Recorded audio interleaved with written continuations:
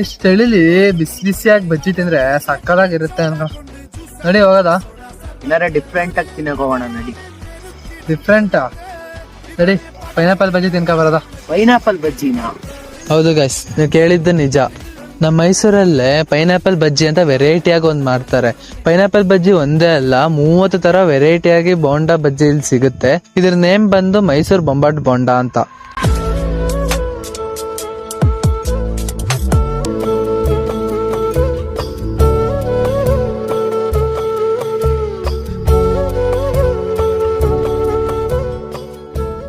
ಇದಿಷ್ಟರಲ್ಲಿ ನಾನ್ try ಮಾಡಿದ್ದು bread ಬಜ್ಜಿ ಮತ್ತೆ pineapple ಬಜ್ಜಿ. ನೋಡ್ಬೇಕಾದ್ರೆ ನಾರ್ಮಲ್ ಬಜ್ಜಿ ತರಾನೇ ಇತ್ತು, ಆದ್ರೆ ತಿನ್ಬೇಕಾರಂತೂ ಸಕ್ಕದಾಗಿತ್ತು. ಡಿಫ್ರೆಂಟ್ ಟೇಸ್ಟ್ ಕೊಡ್ತಿದೆ. ಲೊಕೇಶನ್ ಬಂದು ಬನ್ನೂರ್ ಮೇನ್ ರೋಡು, ಹೊಸ DC ಆಫೀಸು ಎದುರುಗಡೆ ಗೀತಾ ಸ್ಕೂಲ್ ಇರುತ್ತೆ, ಸಿದ್ಧಾರ್ಥ ಲೇಔಟ್ ಅಲ್ಲಿ ಲೊಕೇಟೆಡ್ ಆಗಿದೆ. ಗೊತ್ತಾಯ್ತಲ್ವಾ ಫ್ರೆಂಡ್ಸ್, ಇದು ನಮ್ ಗೀತಾ ಸ್ಕೂಲ್ ಆಪೋಸಿಟೇ ಸಿಗುತ್ತೆ. ನೀವೇನಾದ್ರೂ ಡಿಫ್ರೆಂಟ್ ಆಗಿ ಟೇಸ್ಟ್ ಮಾಡ್ಬೇಕು ಅಂದ್ರೆ ಅಲ್ಲಿ ವಿಸಿಟ್ ಮಾಡಿ. ಇದು ನಮ್ಮ ಮೈಸೂರಲ್ಲೇ ಚೀಪ್ ಅಂಡ್ ಬೆಸ್ಟ್.